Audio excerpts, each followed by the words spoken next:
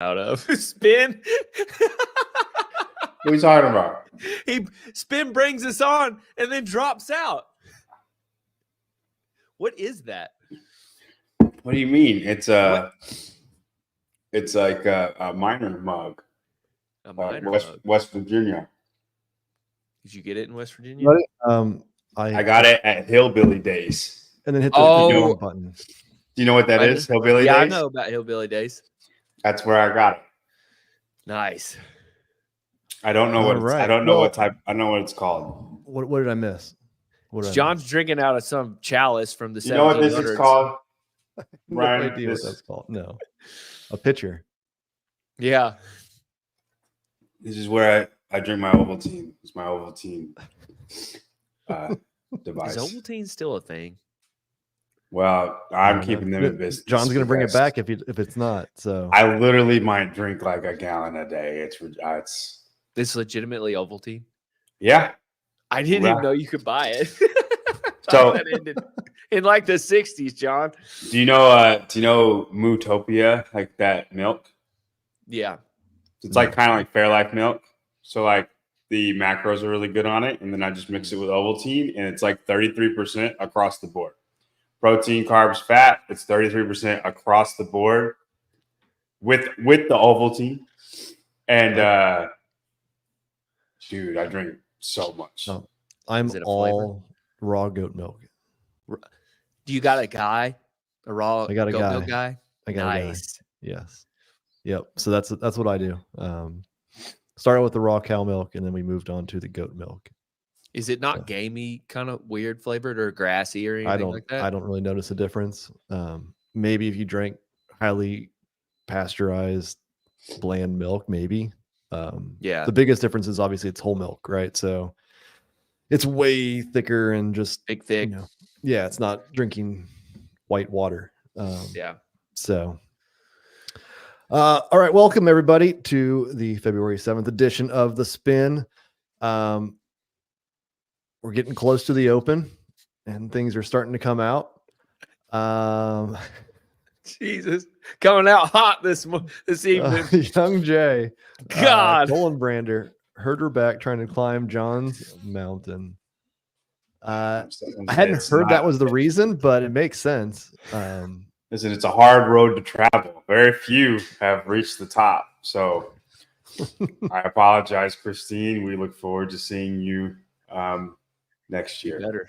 Yeah. Yeah. For those who are not familiar or haven't seen the news, Christine Kolenbrader is out for the 2024 CrossFit season. Sounds like she's posted some stories recently, last hour or so, talking about it a little bit more in depth. It sounds like it may have stemmed from her gymnastics days. One of the where the psoas connects to her spine. She said that there's like maybe a stress fracture or something issue there that's kind of been there for years and years, and then she's been dealing with back pain ever since she started CrossFit, which is crazy. Yeah. She just thought that lifting heavy was going to hurt, and about a year and a half in, she figured that was not the case. And so, yep, she is out. She had her stem cell treatment this morning. 3 months from now, she'll do some more PRP, which she did in the lead up to the games. So hopefully all the best to Christine, and hopefully she recovers from that. I don't know what her plans are going forward. It sounds like she may want to try to compete again, but we will see. It sucks, dude. Back pain's no joke.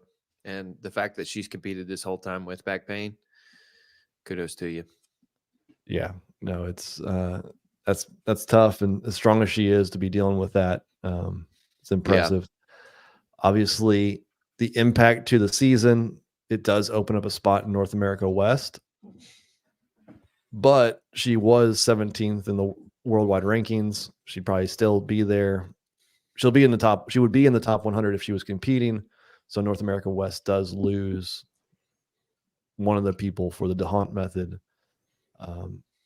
I doubt it impacts it, but as we will talk about later tonight, with Oceania gaining potentially a spot, could North America West be the one that ends up losing out on one of their qualifying spots. So something to keep an eye out for that.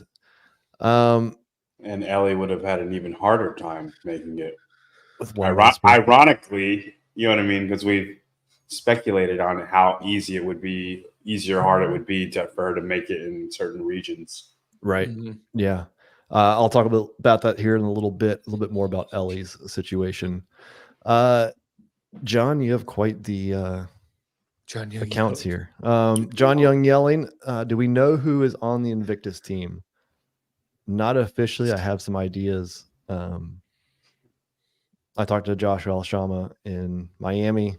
He's excited about it. I think he's one of them, but I don't know who else exactly will be on that team. Here's an interesting thought. Will there ever be a time that Invictus doesn't send a team? Like their team central. That's their thing.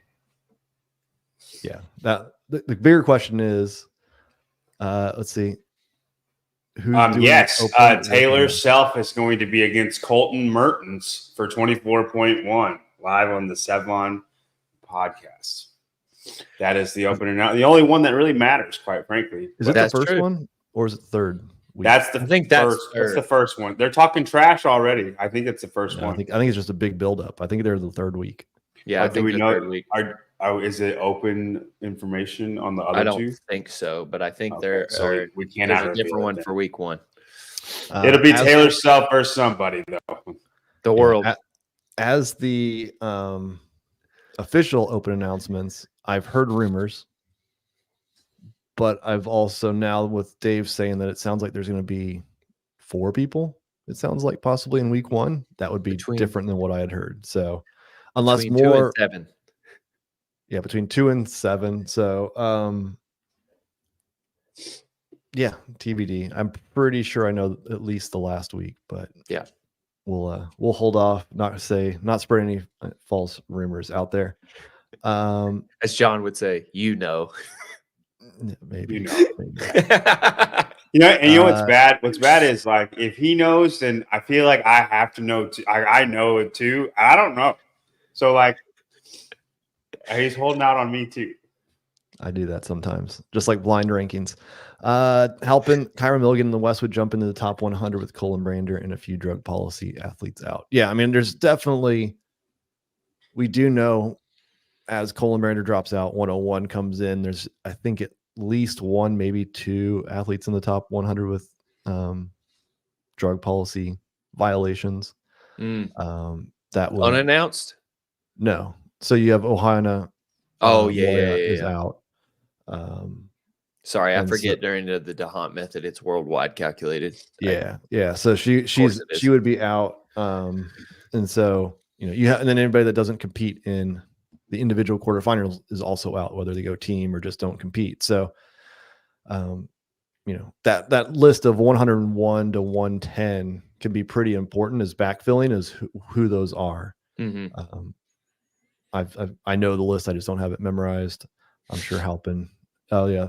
Rangel is number 100. So she's also going to be out. Mm-hmm. All right.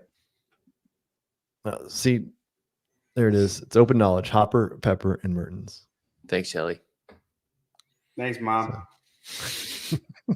How does your mom know and you not know? She follows it much more closely. If John ever can't show up, we're just going to invite Shelly. Shelly on. Fill in.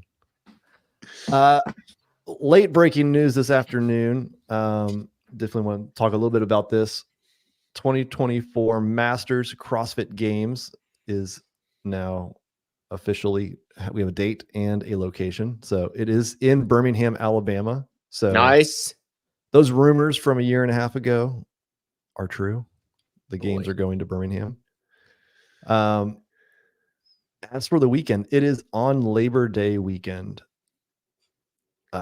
Birmingham on Labor Day is going to be hot. Is there anything else going on in Michigan in Labor Day weekend? The teens going on the exact same time. So pick who you want to support. You want to support the bold or the beautiful? Yeah, bold or the beautiful.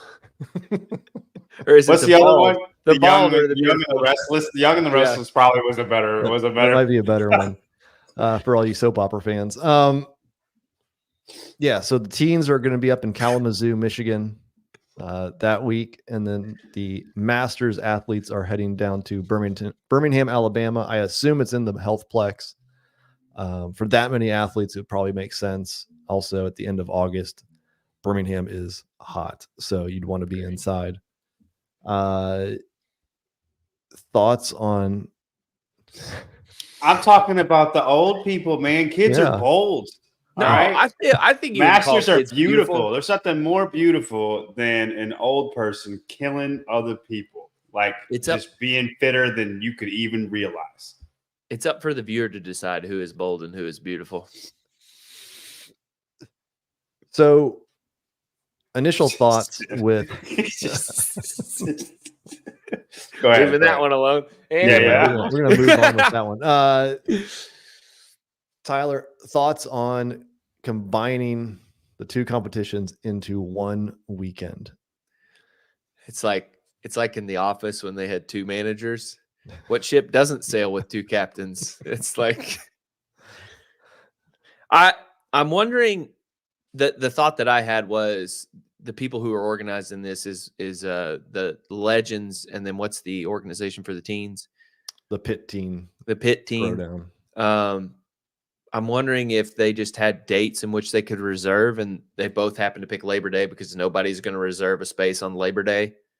And it just happened. They said, you have to fit it in this window. And that was the only one.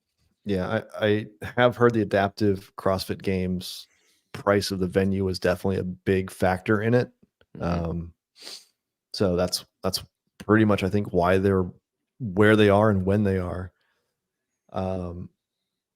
And yeah, I can't imagine there's too many large venues that have something reserved for Labor Day weekend. I'm not a big fan of it though. Yeah, but if they didn't have a choice, like it's kind of like it's a sucky situation, but like this is what it is. Would it have been better to combine them? Yeah, you have each one run it, but if you went down to Birmingham is huge. I don't know how much of it they're going to rent out, but to have, I mean, it's all the teenagers aren't that much more. Also, you're splitting rental fees at that point, so it'd be more profitable for each organization. Right. So you'd have both people come there. I mean, talking with Travis from Vindicate, if you're a vendor, which one do you go to? Do people. Both. They have more money. Be better, Travis. Yeah, I mean, yeah. If you just be better. Send your daughters. You to, hire, that one person you got Birmingham. that does stuff for you. They go up there, and then you'll go down to Birmingham. Yeah, I mean, the teens, it's significantly less athletes. Masters are way more money, I think, or like willing to buy things. Yeah, than teens are. Oh, I think the teenagers are setting themselves up for a tough one. And then you're murdered in Alabama. Ain't nobody watching you in Alabama that weekend. No, not at all. Yeah, I think there's a lot of people that have plans for Labor Day weekend. Then you throw in college football. You throw in, now there's 2 live streams of CrossFit overlapping each other. I think you're setting yourself up for irrelevance. Yeah. I don't. I mean, the football thing alone. The football thing alone. It doesn't matter where you are. Michigan too, man. No, it doesn't matter. It doesn't matter. That's where they're there. People. It's football. You're not gonna okay. So somebody talked about a live stream. It wouldn't matter if they had a CrossFit Games type media there. Nobody's going to watch that over football except friends and family. You know what I mean? You have to find CrossFit's lucky that they do their stuff when they do it, because as far as the games go, because nobody would watch that if it was during football season. Well, you saw it in 2019 when they moved the 2020 CrossFit Open up to, was it September or October? It's October. Yeah. The fall comes, you have fall sports, you have school, all that stuff. Like so February seems different, right, than the fall with activities and things going on. And we saw a huge drop off. Obviously, there's a lot of other factors going on, but Yeah. doing those things in the fall, overlapping with football and stuff like that, does create an issue, in my opinion.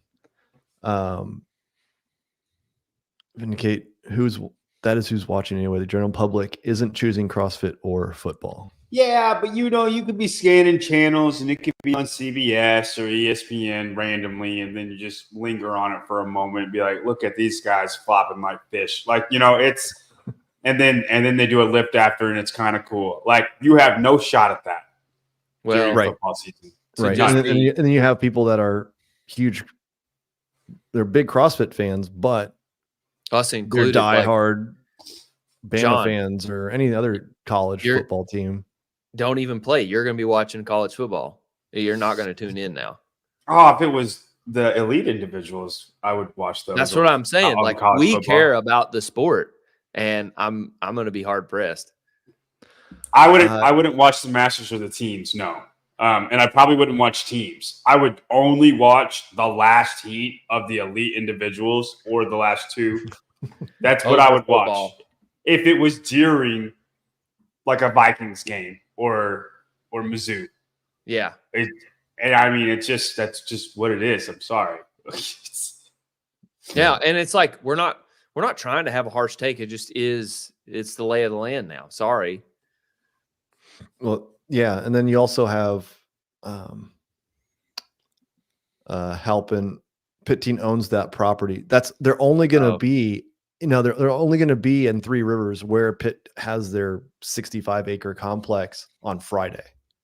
Oh. But every other day. So they're having the teenagers who don't qualify for the games and the collegiate group.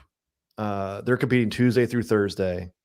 And then beginning Thursday through Sunday is the official teenage CrossFit Games.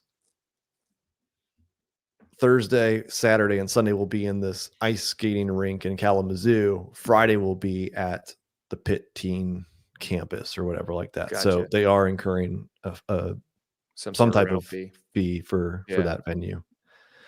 But we've already brought up Travis trying to send somebody to both locations. We also don't know how many people are actually going to attend in person. That makes it tough to sign up for all of that. You have sponsors. Camera people can't now. Like, who does the live stream? You're going to find, could you have bundled up all 4 live streams and gotten some type of discount? Could they handle 2 separate places? Do you have to go find a different live stream operator? And then you also have coaches, training camps that have athletes in both. How do you split them up? Who do you go to? Do you go to the Masters side? Do you go to the teen side to help those athletes? So it does create a lot of complications when it comes to figuring out which way you go. Sorry. Yeah. I think the teens get screwed the most out of all of this, though. Because you think people watch the teens more than the Masters? I don't. I think people would watch the Masters more than the teens. Nobody cares about the teens. No offense, teens. Y'all are great. But nobody cares about them unless you have a Haley Adams or a Dallin Pepper that's killing everybody. Or like, when Mal O'Brien and Emma Carey were there, like that's the only time anybody watches the teens ever.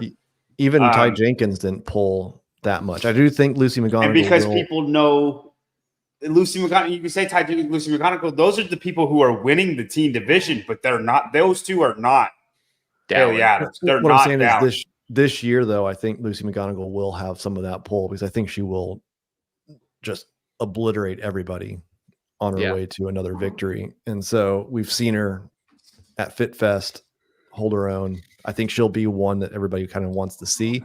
And we could see it if she goes to semifinals, does well, doesn't qualify, ends up going to the teen CrossFit Games. Mm-hmm. And there is some interest about she's just going to go take first place in every event. We'll tune in and see that final heat occasionally. She can do the team games and still do semifinals? I think if she doesn't qualify to the games through semifinals, she won't pull anybody. Because Haley or Dallin or Mal would have. My point, do you see the point I'm making? Like, I'm saying, but I hear you, but I'm saying like if she comes in and she finishes 15th as a 17-year-old, I still don't think she so. still, I think she would draw some more people to watch because she would Yeah. be, she's the only one on the teen side where I think would have an immediate impact in potentially in 25 if she continues her trajectory. If she, I agree with Spin. If she pulls top 15 or really even top 20, I'll probably tune in to watch her. Right. Over all of the Masters people, over 35 to 39-year-old Well, Bronislaw at that saying point- that he's going to win, like you have maybe Scott Panchik or you have names that you're not going to watch her over those guys.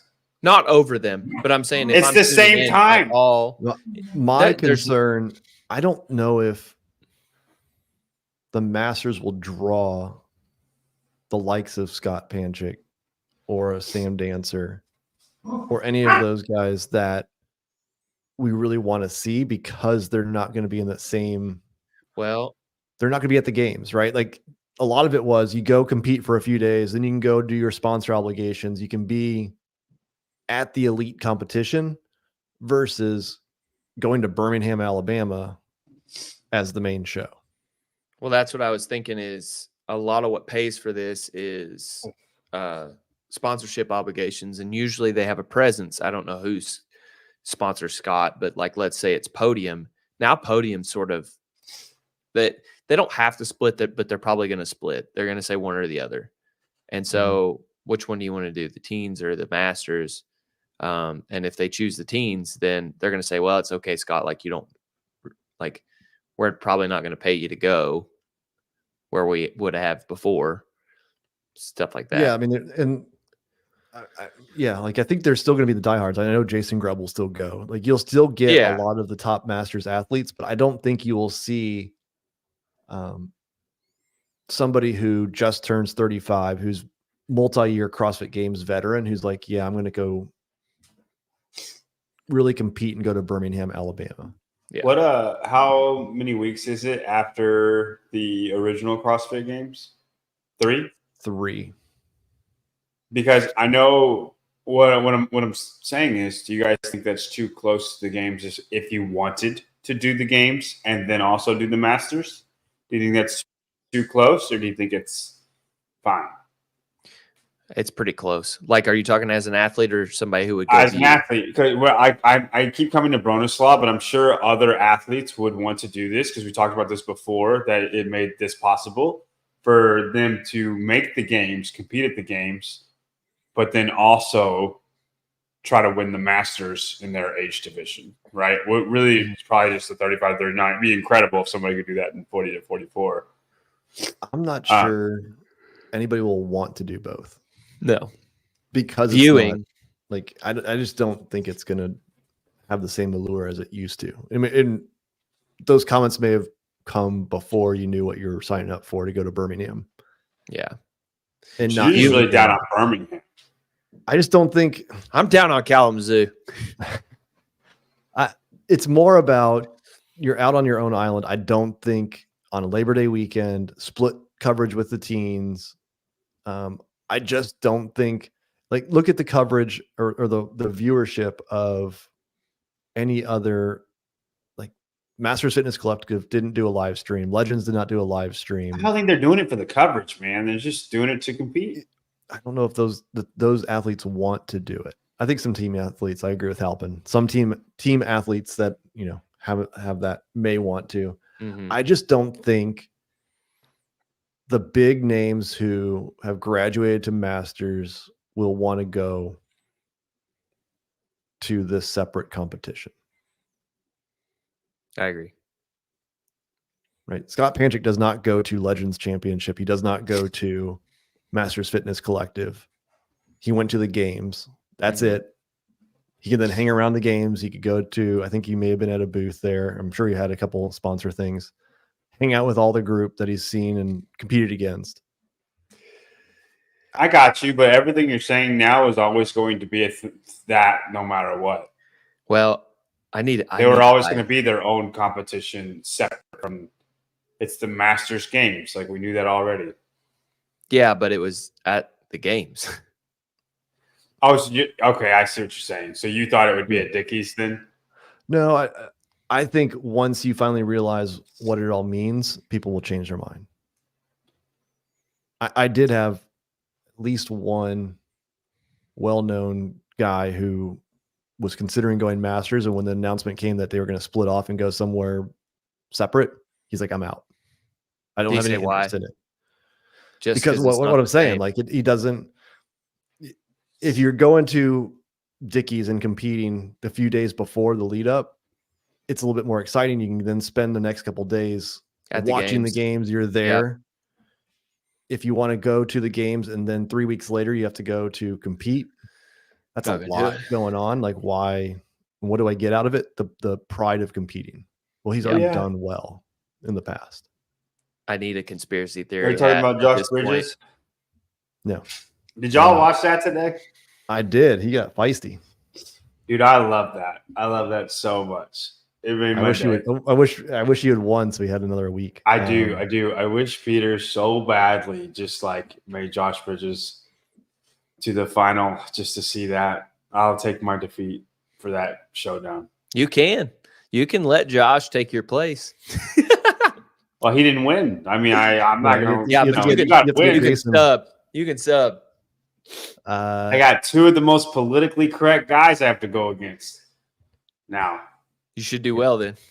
It was not Will Morad. It was not Froning, but you're closer. Y'all stop guessing. Froning has been blocked, so I don't think that. So and then of course they add in Masters teams. Did you see that? Yeah. It's hard enough to find. Cool for the guys that are doing it, men and women that are going to compete at it. Team is always fun to do. Watching it, zero. No, I don't even think friends and family are going to watch Masters teams. Yeah, I think if you want to talk about like niche of niches, is that. I mean, teams too. But like for the teens, it'd be like they'll just get to be with their friends, right? But like Masters, man, That's one of the rules that I loved about Old Grid was you had to have a certain amount of Masters on your team. This was like the OG Grid. It was the beginning of DEI for the. Are you required? Go ahead, Tyler. No, it's just like it was amazing because you got to see some real crazy athletes that were just too old to compete in normal sports, but like could do that. Like Travis Mash was like 1,000-pound squatter and he was competing in it. Yeah. Did he even hit the floor at all? No. He was just on the roster, right? Yeah, he was on the roster. So there's that, and then there is a trial 70+ division that's not official. It's somehow you can register. Like, I guess you sign up, you put some hashtag in there, and so if you want to do hashtag YOLO and then hashtag 70 or something, you can then make it and compete in the 70+ trial run to see how many people do it and can they program for 70-year-olds. John went to blow his nose. I think his face was about to fall off. He's trying to hold back that. Halpin, I don't think either of these comps are created for viewership. They are for the athletes who want to compete. Yeah, and you're taking the incentive out of competing. Yeah, I think that's what it's going to turn into, right? Like, it's the people like Jason Grubb who love competing. It's the pride of continuing to win and show that he is the fittest in his age group. And it'll likely turn into a less of a spectacle. I think this year will be a bigger spectacle, and I think it'll slowly get to maybe there's a live stream. I don't know. And look, you're still going to be able to say that you were the fittest in your age group. I think it's great. It's just you have to have viewership if you're going to do a live stream across the country to draw sponsors, to cover all those costs. And mean, there's plenty of masters in team sports, but a lot of times they don't get the coverage. coverage. Yeah. And And- we're already in a sport that gets limited coverage as it is. So, you know what, my brain starts doing on this though is what, like, say that teens and masters just dies after like 2 years of this. Like, people are just like, I just don't want to go do it. It's not the same. Where do they go? Well, I think that's why there's still be that, right? That you could still do the teen at the pit teen ranch because they have it. But it's working out outside in dirt. Like, it's not. Yeah, it's not the same polished. Yeah, it's not a thing. you're not in a venue. You don't have a huge stadium type atmosphere. Masters, I think they'll still want to do some type of competition, but will it turn into no live stream? Yeah. I don't know. You have to ask him when he comes back. He's saying I'm out. Yeah. All right, we'll do some. He's back. There he is, just in time for Grainy and all. I'm not grainy, man. viewer comments. All right, so I picked some that have some. You have to react to them. Some questions, thoughts. At Navy CC, great show, gentlemen. Got my games ticket. Are you surprised how quickly they sold out? And this is his first games. What should I expect? I have no idea. Well, What you should expect. I need to have more context. What more context do you need? What, like, have you been to anything before? Like, what it compares to for that? I mean, it's going to be the biggest CrossFit event you've ever been to. Unless you've been to I don't know. And honestly, we don't know what to expect either because that's what I'm saying. We haven't been there. It's a new Coliseum. It's a new sort of format. Parking, like it's parking's that high on your list. Well, yeah, man. There's a freaking like RV park at the other games. Like that's a big part of it. Like Mayhem sets up right next to like everybody, right? That's a big part of it. There's a bunch of different things. That, if you stop it, okay. If you've ever been to a CrossFit event, it's like those. It's just way bigger. Okay. We don't know what to expect either. But if you see us there, I'll be there. Say hi. Don't say act like Tyler's not there. I tell you what. Give Tyler your phone to take a picture with me. Yeah, that'll bring me so much joy. Okay. Yeah, that's all I got. What about you? You go anywhere with John, he's worried about parking first. Terribly worried about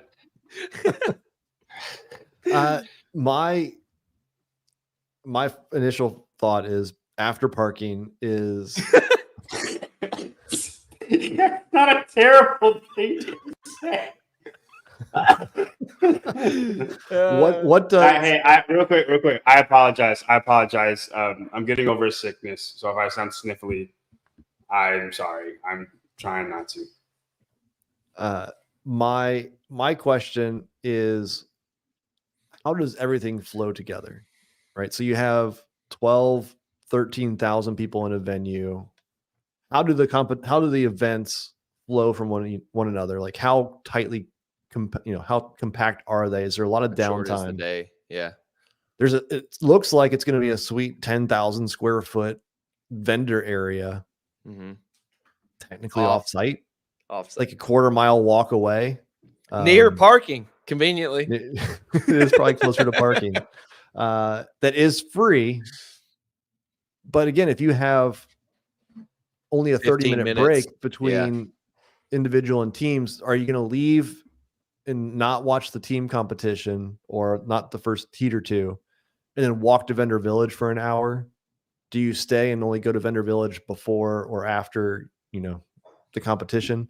A lot of that, I don't know what that's going to be like.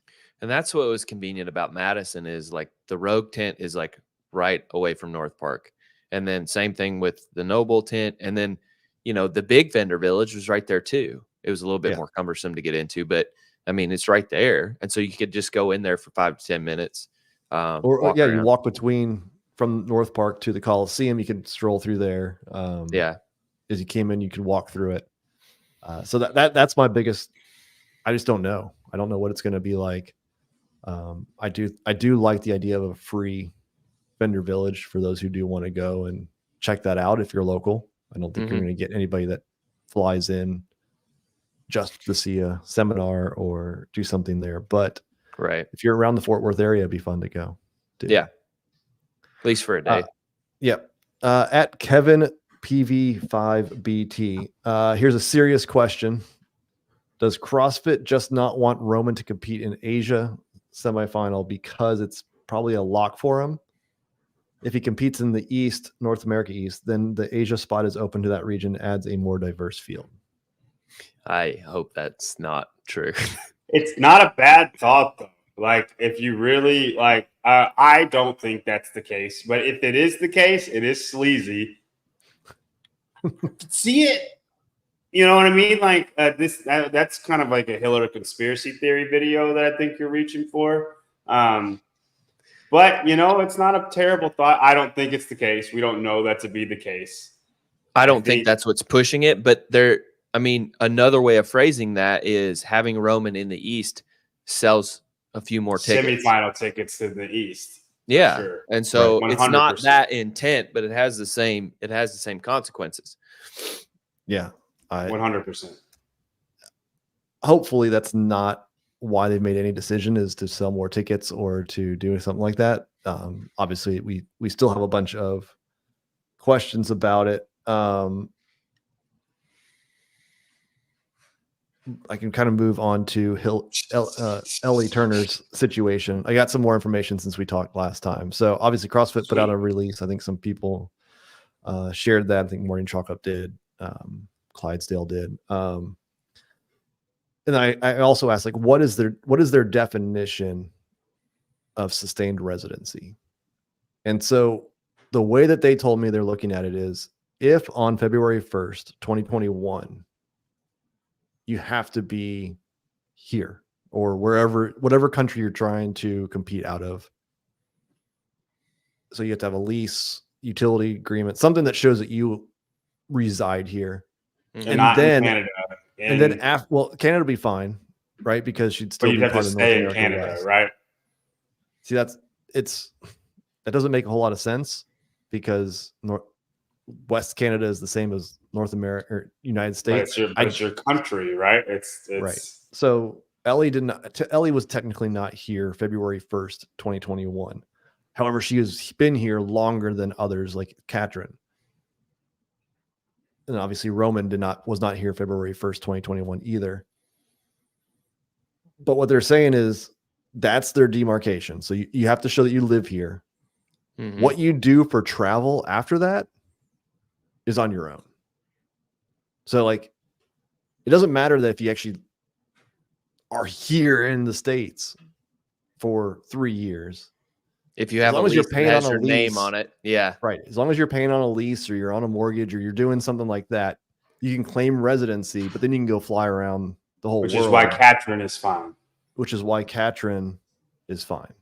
Right. She's lived here forever. She's, living up in Idaho or wherever she is. She's still paying rent, even though she's in Iceland for 6 months. It doesn't matter because she still has a name on the lease. Right. She's still, yeah. Now, Roman, I still don't get that one. I don't have an answer for you on that, but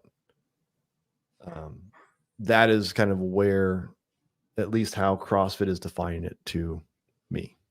So that was my thought. Is my initial thought was sustained residency meant you had to be in the States for a certain amount of time of that 36 months.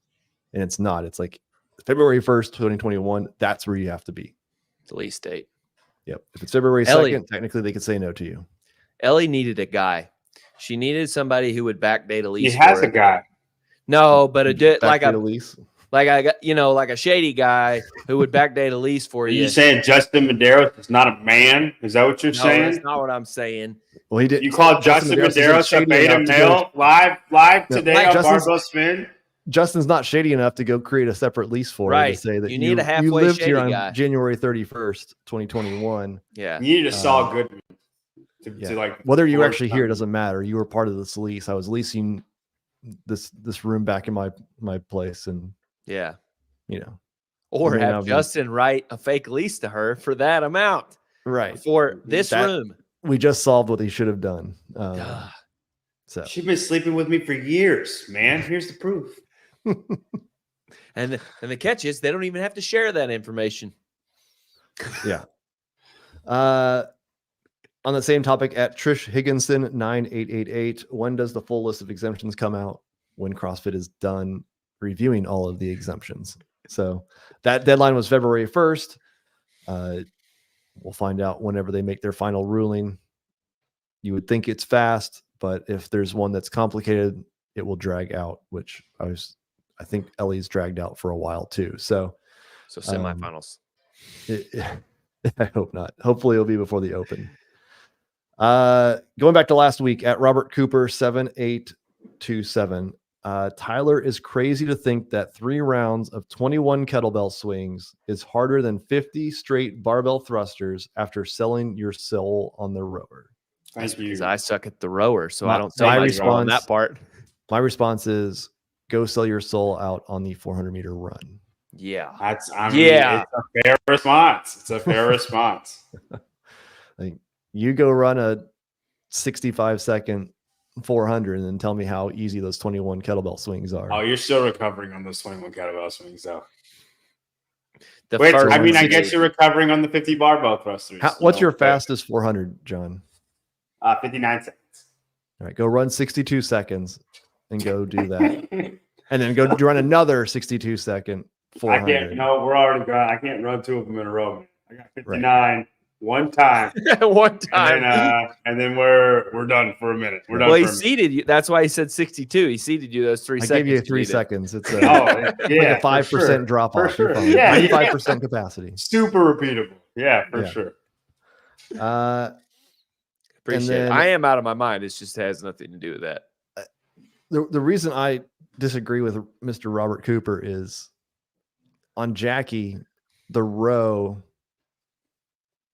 you don't have to sell your soul on the row. Like, very few sell their soul. Really? To have the best time, the row is important.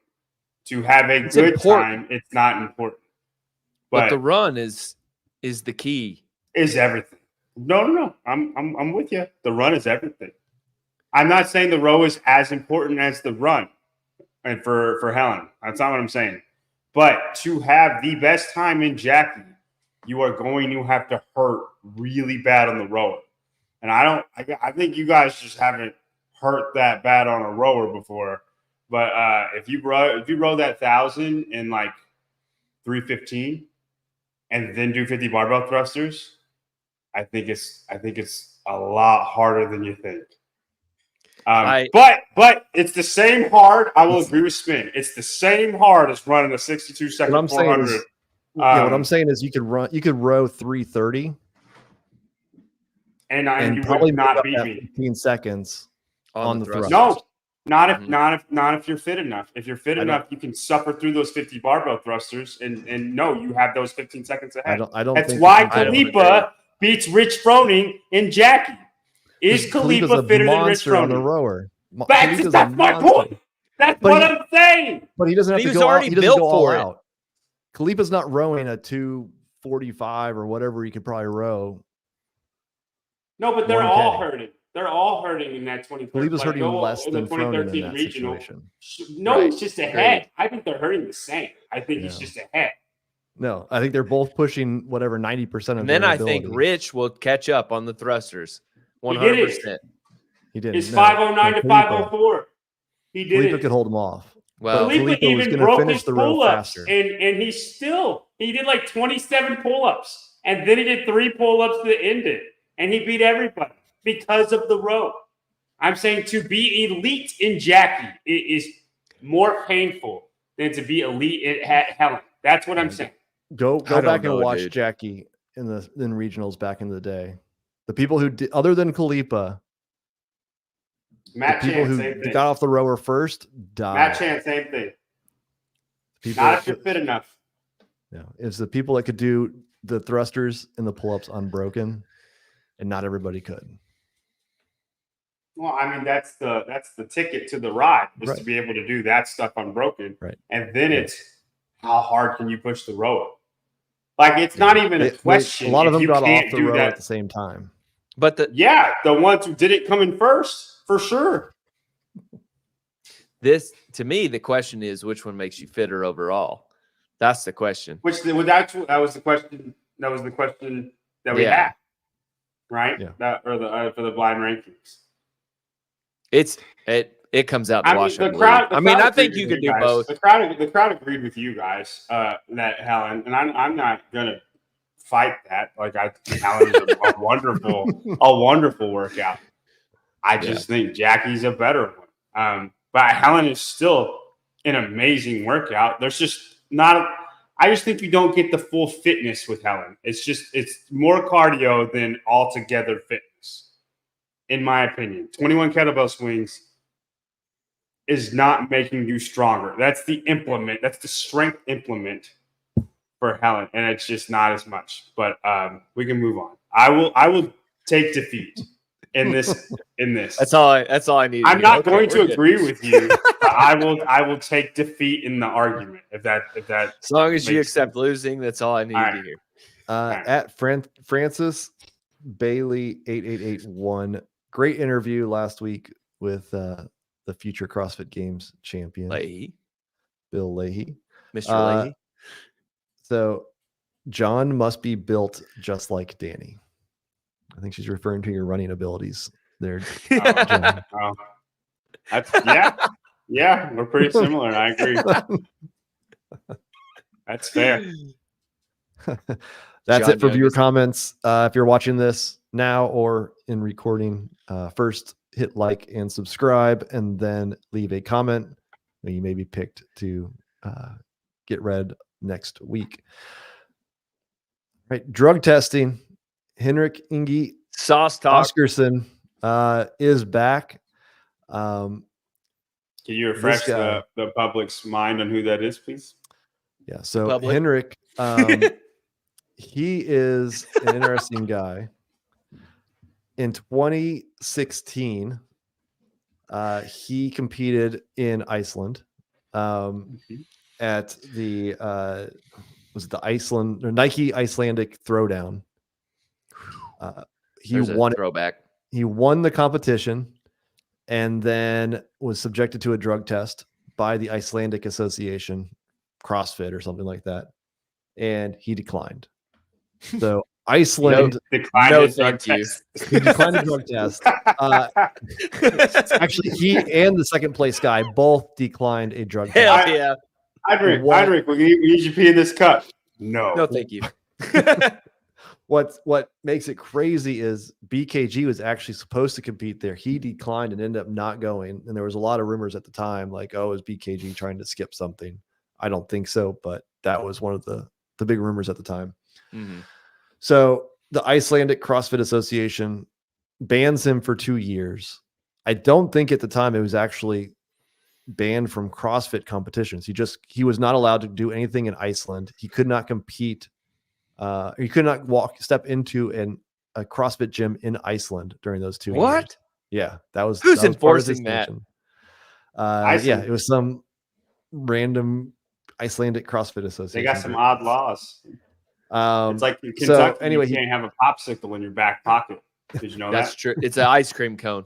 Because horses will try to. Like people stole horses that way, so like it's still a law. You can't do it. I don't know who's enforcing it. 100%. So sorry. So then in 2018, he comes back. He's getting ready for the 2019 season. He finished, what was it, 30 something in the open that year. Just outside the qualifying top 20, I think were the ones that automatically got the qualification. And so he finished 34th in 2019's CrossFit Open. He then went to the Reykjavik CrossFit Championship and finished second behind BKG. BKG already had the automatic invite because he was the national champion of Iceland, and he also was in the top 20 of the Open worldwide. So it then went to Mr. Oskarsson. So they asked him to do a drug test and he said no. He was asked to do a drug test Again. No, again. thank you. No, he ended up doing. He did provide a sample, and it Ah, tested positive for I'll pee in the ostarine cup. and rad 40, and so he appealed it Nice, the and good got ones. a 4-year suspension from May of 2020 or 2019 to 2023. So because it went through May of 23, he was not allowed to compete. Fun fact: that was also the same competition where Ellie Kabord, one of the Mayhem members, Oh, the horse tested meat positive. situation. Yeah, and so she Icelandic blamed meat. it on tainted meat, was unable to get that through. Maybe So they she went also to the same restaurant. That's what it was. probably in the same. Iceland. So he is now officially back as of May 4th this year. I've heard if you go back to his Instagram, it'll say that he hasn't posted anything since 2021. I've heard that he actually deleted some things between then. Mhm. But either way, it sounds like regardless, like the whole time he's been saying, I'm going to come back. I'm going to, just watch. I'm ready for this. That dude's thick anyway. God. Dude, he is massive. And so I have a question. I have a question before we go further. You said May 4th. Does that mean he's allowed to participate in the Open? It's because that's before May 4th. no, May 4th, 2023. Oh, So he's okay. good now. Sorry. Yeah. Yeah, that's why he couldn't compete last year, because the Open he couldn't compete in the Yeah. Open at that point. So anyway, he posted earlier this week this video of a 201 kilogram clean. That's 442 Yeah. for people who don't know kilos. And dude- that's more than anybody else. Yes. He is massive. And Is this it? Really? That's it? That's not it. That's 405. here you go. Here it is. Here's the 201. He still makes it look pretty easy. Jesus. He could get 460, I bet. He could also get banned for 4 more years. Hey, whatever. Not And if you so don't he take the posted some test. stories. There's a 180 kilogram, 396 pound push press. Wow. That's more insane than the clean. That right there. You should And have then he has a started with that 190 pound hang clean that he posted 3 hours ago. God. It'd be so. He's Icelandic, right? Man, I wish he was in North America. Jeez, yeah, okay. The leg, that leg vein gives giveaway, EJ Hine. Y'all know EJ Hine? He's Yeah. one of Taylor's athletes. He has a 440 pound clean, and he's like semifinals fit. Yeah. Oh, wasn't he like a weightlifter though? Yeah, Like, he was. that. Yeah. No, he's legit. He's not all roided up like this guy. But if they were in the same region, it'd be fun to see them go off. Yeah. So, What is anyway, your question, he Brian? posted that 442 pound clean, and so I reached out to him. Was like, "Are you planning on competing?" He said, "Yes." So Hell yeah. He is coming back. And then maybe question Andrew Hiller, if CrossFit can kick me out without testing, they can kick him out for that clean. That push press, bro. That push press was more impressive. Hiller, do you have veins on your legs like that?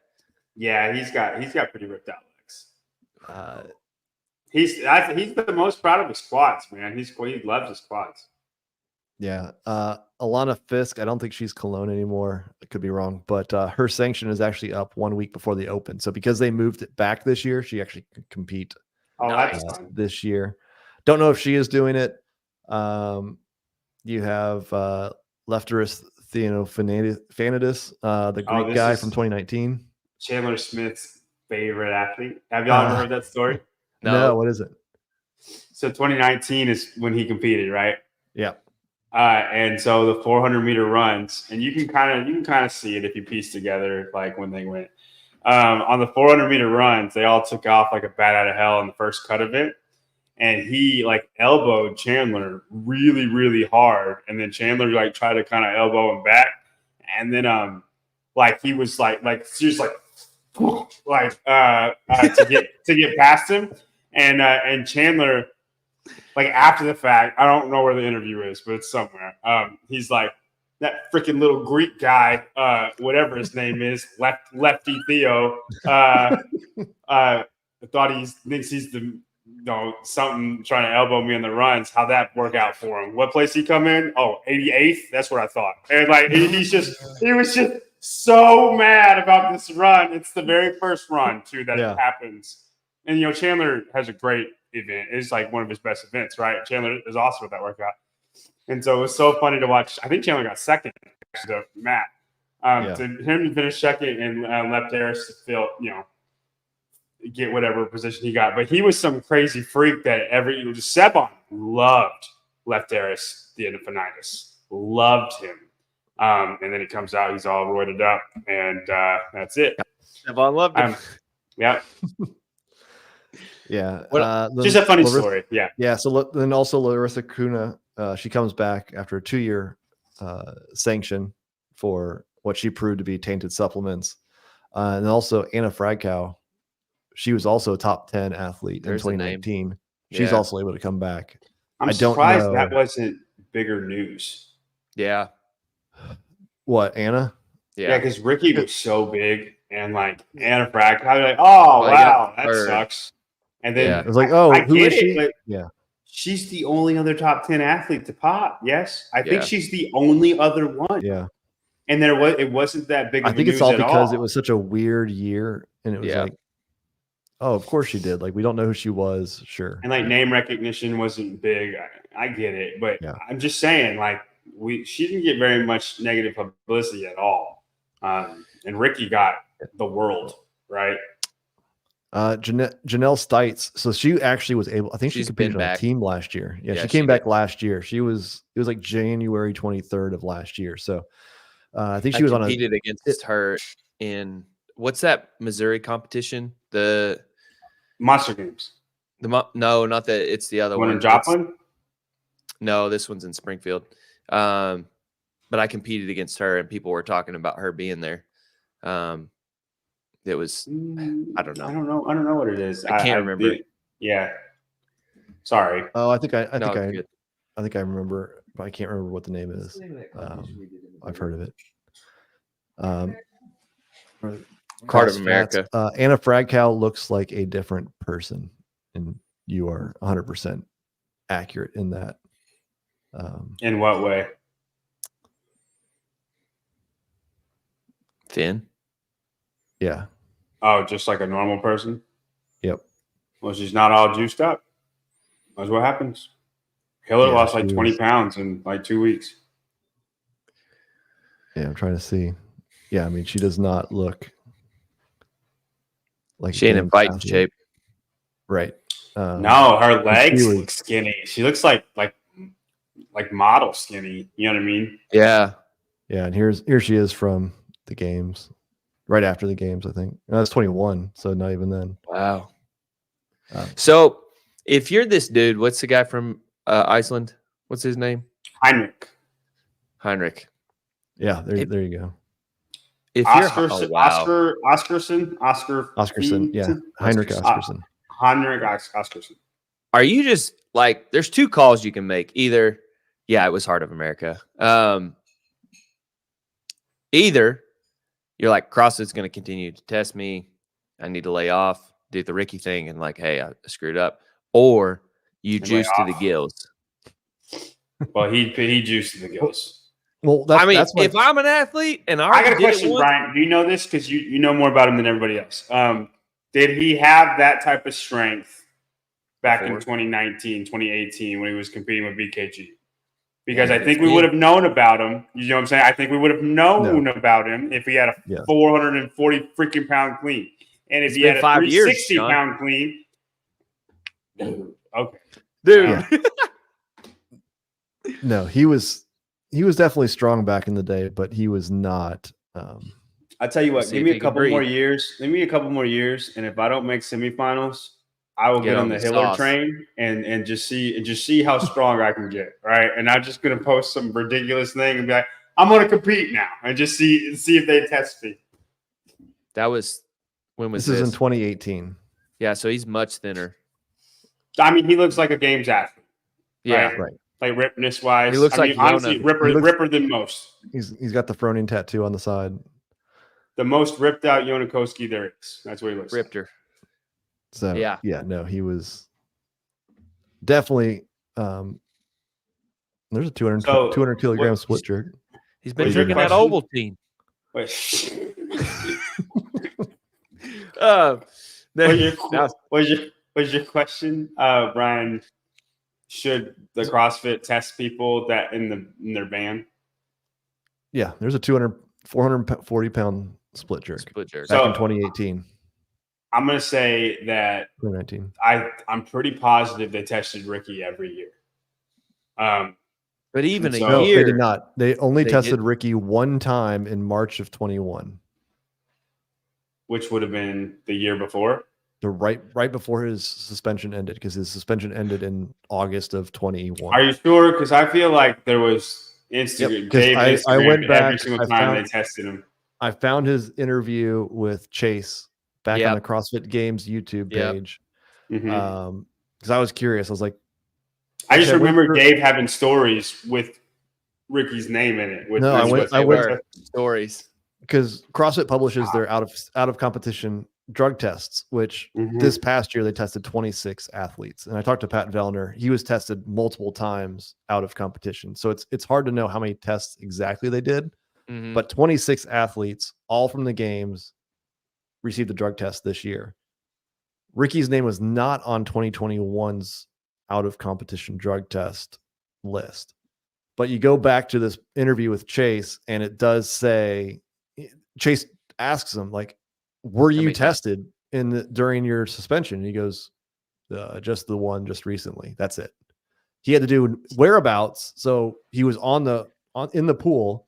He could have been tested at any time, but he was not, other than right before he came back and his suspension ended. Okay. So more than long enough to do multiple cycles and cycle off. I don't think Ricky. I think Ricky's clean. Not Ricky. I'm not saying Ricky, but I'm talking about this Oscar, whatever. No. This Oscar guy is Ronnie Coleman juiced up. I hope he gets away with it. Personally, I don't know if this. Also, I think if he's that strong now, though, he's probably not as fit. So he might have a harder time than he thinks. Like being that big, and I mean, like gymnastics is harder. Like endurance is way harder. Like trend does not help your endurance. Nope. You know what I'm saying? And I'm not saying that's what he's on, but he's clearly on something. And I think he might have a harder time making it than he thinks, just because his aerobic capacity is not as much as it would. I mean, maybe not. Yeah. But if you look like that and you're as fit as you were before, if you're the same fit, you should win first place in Europe. You know, because you'll be second or third in the workouts that Lazar or BKG beat you, and then you'll win the strength event, and they're gonna come ninth, right? Yep. Lazar and BKG are gonna come 8th and 9th, and then you're gonna come first, and you should be third place right behind it. You know, fourth place. You know, there ain't no swim. You should be able to beat Yona, right? Yeah, so he would sink. If he swims, he'd sink. There's no way he floats. Yeah, trust me, I know what that feels like. It's not great. Yeah. So, I mean, the question is, how often should CrossFit test athletes who fail the drug test? Like, very few actually come back and are competitive. Like Ricky's really the only one. Yeah. That I can think of. Oh gosh, confusion. You said, and you show that you do 26 in a year. 26 athletes are tested in a year. All games athletes. They don't have the capacity to go. They're not doing hundreds of these like USADA is doing. Should they be testing all these people for 4 years when there's a likelihood that they're going to turn into Anna Fragkow who doesn't come back? Nope. No, I don't think so. I think they should only test people that matter. And none of these people matter. You know why they don't matter? Because they got to try to take all the drugs in the world to break through. And if that's what happens, then you don't matter. What happens if this dude comes back, keeps the same fitness he had? he hasn't been tested this whole time. He's now off, whatever, and he goes and makes it to the games. I'm not saying that he's on it right now, but it's very suspicious. But 100% Barkley. 100%. What was Barkley saying? Nothing.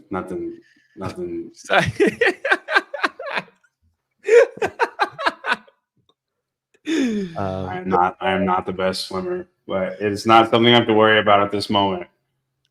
Yeah, but how do you manage that if somebody is like just going to keep going and you can't for 3 or 4 years and then cycle off? I don't think you can, but I don't think it's been a problem though. Now, like if he goes and freaking wins Europe or third in Europe or whatever, then yeah, it's a problem. But I don't think that has happened yet. But he is just a smaller statement for athletes who are on the up and coming, but people don't know about. So say you're 20 and like you're always going to have it. Like, I don't want to use certain names. I don't know. You're an athlete that all of a sudden in 2 years you've gone from you started CrossFit and now you're a semifinals athlete, or you're 41st and you don't make it. They're not testing you, but you're not going to test you because you finished 41st. You have an entire year to do something. Like there's none of that. Like you just shot up from 30,000th in the Open to 41st in quarterfinals. Yeah. Right. We don't see those tests unless somebody rats on them. They can't manage it. So they really are doing the best they can. They want you to fear doing it so you don't do it, but there's really no incentive not to do it besides pride. Like they can't manage it. Or it's illegal. It's not illegal. No, to the rule book, it's illegal. Yeah, that's what I'm saying. But like, it's not pride. It's integrity. Yeah, but that's what I'm saying. Integrity and pride are two different things. Okay, fine. We agree about that. What I'm saying is if you want to bend the rules, there's no incentive not to. No. If you want to break the rules, you absolutely can without consequences until you get good. And so the only tactic they have is fear that you might get tested. It's the best they can do. And you just kind of go. Phil Toon's testosterone levels were all out of whack. That was the part of the reason he got kicked. I know it was Osterin and stuff that he said he took for his hair, but his testosterone levels were like 3 times normal. Lyndon Jerry, maybe he just got stronger. Playing devil's advocate, give me 4 years of weightlifting and I'll probably double my clean. How old is he? He was stronger than you before those 4 years. I hate to break it to you. Yeah. It's different when you're already at like 90th percentile of men who are lifting. He's probably 95th percentile or 96th at that point. If he did a split jerk at 200 kilograms in 2019. For instance, you give me 4 years, I'm not going to clean 500 pounds. It's or run a 5-minute mile. Or there you go. Yeah. It's just like it's not going to happen. Like once it's much harder to improve once you're at the top of that echelon. He'll get steeper. Anything else before we move on to? No, we probably should get a move on because we're running. Blind rankings. It's back. Let's do it. Favorite drugs. Let's go. Dude, I'm not opposed to that. Like best drugs to improving CrossFit. Like I know, like listen, I know Spin wants to keep it political, but I'm so down to do like fun stuff. You have to do some research because if I did this, I'd have to consult with Hiller. Yeah, we'll have Hiller on. You do that. No, you do that. You do that. No, I think it'd be better if me and Tyler just go off the cuff. I really do. Our half-assed knowledge about drugs. 100%, man. Or and not even like drugs. I know we're talking about that'd be a drugs, double-blind ranking. But like, football players. Like it could be anything. Like like just threw out random because Super Bowl. But like just random stuff. I think we should have a CrossFit blind ranking and a random blind ranking, and we'll have 2 rankings. best milks. I'm down for that.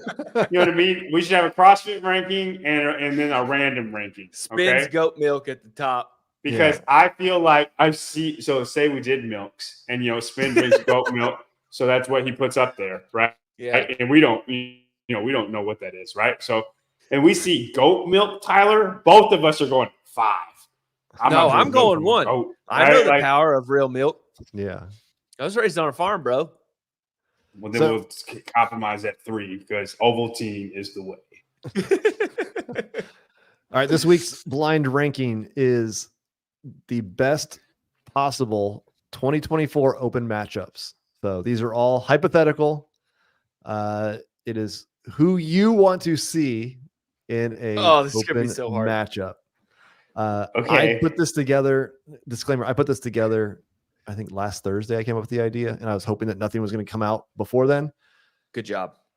And now I've forgotten what I have. So this is going to be just as much of a surprise to Triple me blind. as it is to you. But so yeah. All right.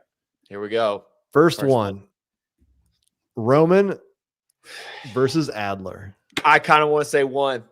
Out the gate. I'm down. 1. I think this is like one of the best ones. Yeah, I'm down for 1. There's That was not, easy. And We're honestly, getting strict. Well, honestly, like just the build up, even if the workout, because I think certain workouts can come out where like Adler will just crush Roman, especially in the open, right? Make them do a run. But they're not going to do that, right? I know. But the build up to that would be phenomenal. So I'm with you. I'm with you on 1. All right. Number 1. That was easy. Here we go. Medeiros versus Jukic. Lazar. 4. 3. Let's think about potentials. Laura versus Tia is going to be up there. Not. I'm saying if that matchup was up there, that'd be a high one, right? Lazarus got that mouth on him though, man. He'd be popping off. Dude, we'll do 4. We'll do 4, but 4. I honestly think it would be a fantastic battle, though, fitness-wise, in the open. They're both open athletes. You watch you watch the behind the scenes. They are not friends. No, you guys are not friends. I don't know if Justin is friends with a lot of people, but like I do think the fitness battle would be great. Yeah, the fitness. I do agree on that.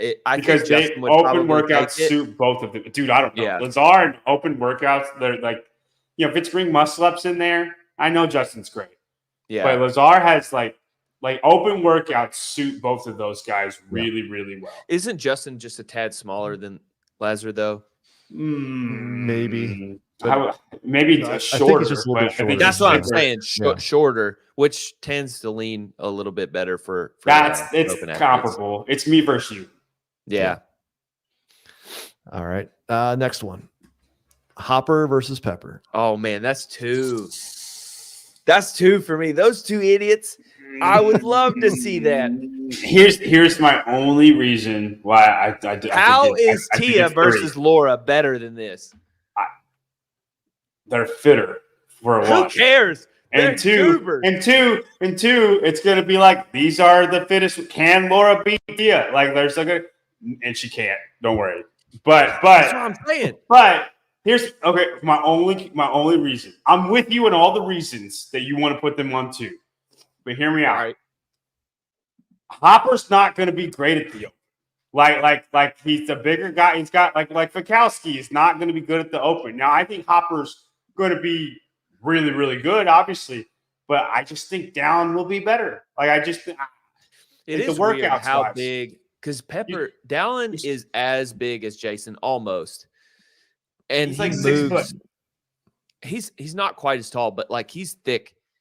But he does move faster than Jason overall. I just think Dallin beats Hopper, and it's In not the open, particularly close. You know what I mean? It depends on the programming, but I wouldn't disagree. Jesus, Jesus.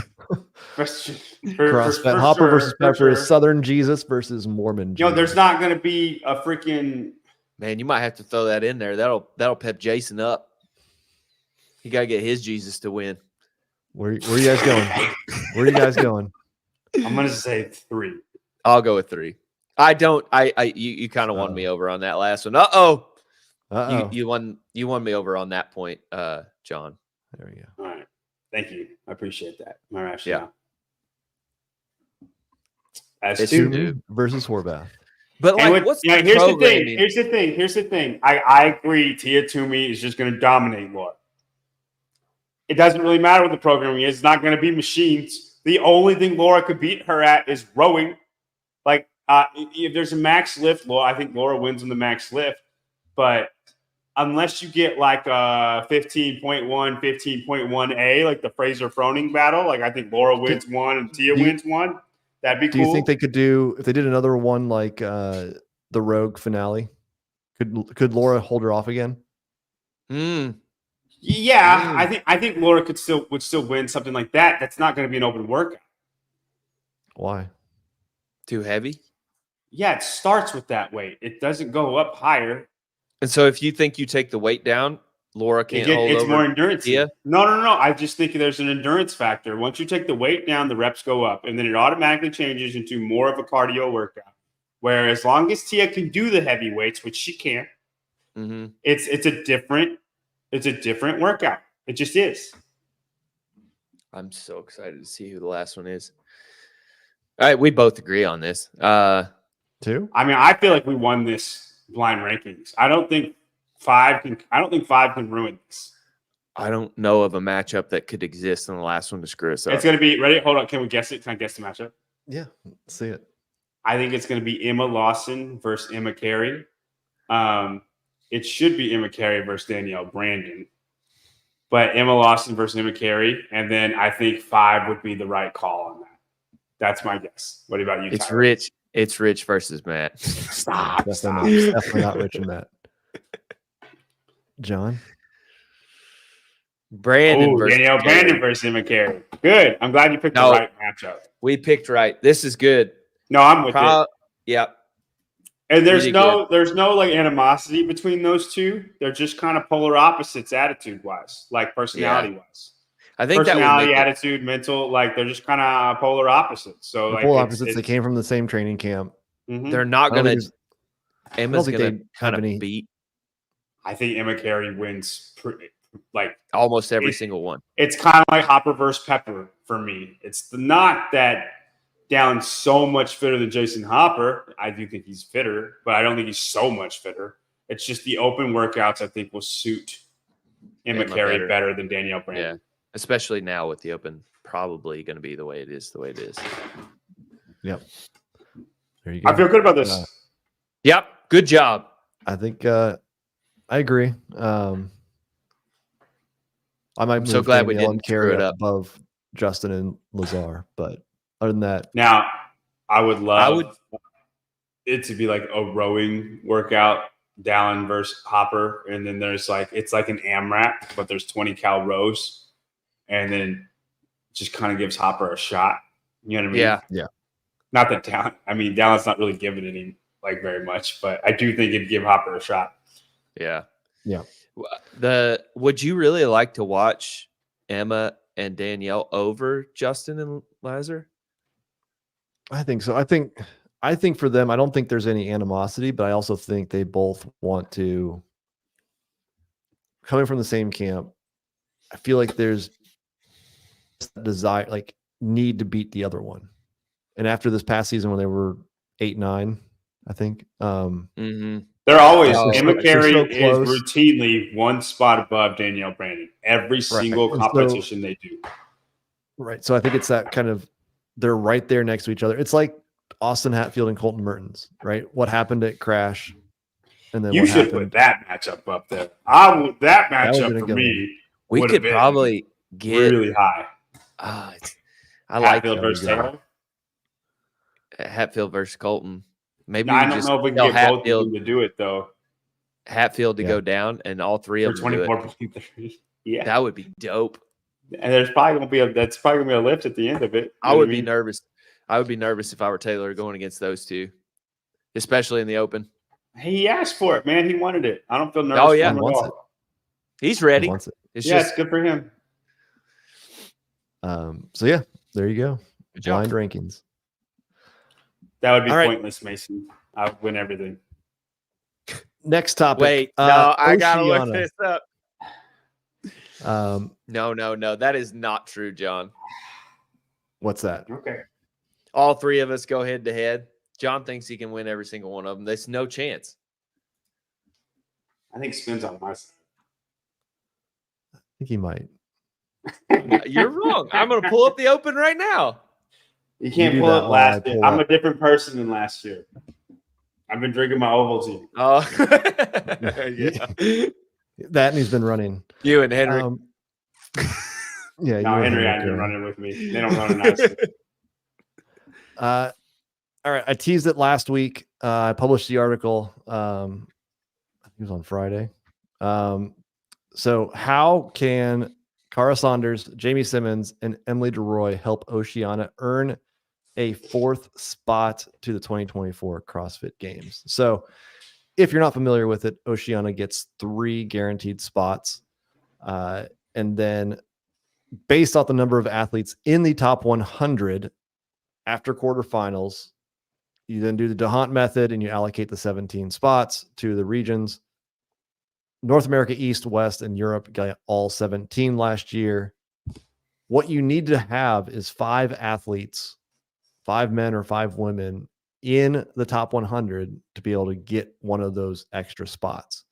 And what you have here is kind of looking at it like, now that we know Ellie Turner's in, she's currently in 19th. You have Jamie Simmons in 31st. You have Maddie Sturt 62nd and Emily DeRoy in 67th. You only have 4. We're going to assume that Tia ends up going to North America East. So the problem is you have Jamie Simmons and Emily DeRoy both going team this year. And then Cara Saunders would come back in the top 100, but she's also going team. Mhm. However, I guess one thing to speak about that, Grace Walton, Bailey Rogers, Georgia Pryor, Gemma Hawk, Laura Clifton, and Julia Hannaford all will probably not break into the top 100 this year. Really?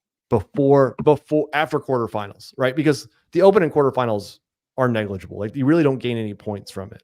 It's only in semifinals in the games where you make those big jumps by doing well. Mm-hmm. So they're not going to move up. And I so, yeah. right. And so the issue is, but you do have Caitlin Van Zyl who can move in because she did not compete in the 2022 individual quarterfinals. Mm-hmm. So when she does compete in the quarterfinals, she will gain up to 2,000 points and bump her into the top 100. So now you're looking at Maddie, Ellie, and Caitlin, but you need 2 more. And that's where Those 3. those 3, all they have to do is sign up for individual quarterfinals. It looks like they will need to at least do the workouts 80% capacity. Like they don't have to go out and try to win it, right? But do well, get 1,900 and 1,900 points out of 2,000. Oh, I see. Yeah. Just make it your because workout of the day. Just like your morning workout is the Right. quarterfinal workout, and that's it. You're Right. training anyway. Yeah, just make it the morning work. It's 5 days now, so you can just do 1 a day, and just that's your workout for the day, or like Right. in the morning. You know what I mean? And Mhm. And so you don't have to even bury yourself. I mean, they really just they just have to do well. It's based off the percentage of athletes in quarterfinals. Every percentile is worth 20 points. So you have to imagine that Cara, Emily, and Jamie all doing it. Even though Jamie is going to be on a team in Europe, she's still part of the Oceania region. All they have to do is do well, okay, and they're going to get 1,900 points out of 2,000 or more probably. Mhm. And then keep into the top 100. And so you do that, you have 6 athletes in the top 100, they're going to get a 4th spot. Have you done the math on who would bump down? So that's where it gets tricky Just because seems like North America like West. Valentina Kolenbrader. Rangel would be number 100 who Next. gets bumped out, but she's tested positive. So then it's number Right. 99. So you have a whole bunch of those who, a lot of ins and outs, right? So all the athletes that are go team that don't do it because they don't care. Sure. Will be bumped out. Christine Kolenbrader's out. Like those types. But then you have Tia comes back. Haley would come back. Mal's already in there because she did the quarter. She signed up for the quarterfinals. Right. So it's hard to say, but we don't have a situation where somebody out of Oceania will get bumped out by one of them. They're not going to bump each other out. It's very, very unlikely that's going to be the case. And so it would be the first time where somebody outside the big three actually get an additional qualifying spot. Yeah. And her name is Grace Walton. Gets one of those extra ones. You think it would go to Grace? Yeah, for the Torian. Yeah. Yeah. I mean, wonder if it opens it up wide. And what's interesting? Tell me your four. Tell me your four, Brian. I would say Ellie, Maddie, Grace, probably Caitlin. Yeah. That's what I'm saying. Like you actually have one extra one. I mean, I don't know that's what you're saying, but like as far as like people that we think, and then one more. Mm-hmm. You know what I'm saying with that? Like, because Jamie's on a team now. Like we always put, Jamie there's always kind of one girl that we thought she's deserving and she didn't get it. Like that's always been the case, right? There's been this one girl. It's been Maddie Sturt a handful of times. Now there's one extra spot of people that, we think should be there that haven't been. And then there's plus another. What do you think about this from Halpin? Do two retired indie athletes care that much to get a spot in a process CrossFit may just change in a year? Australians. I think, first off, it's Australia. So absolutely. They have a pride for that. But I think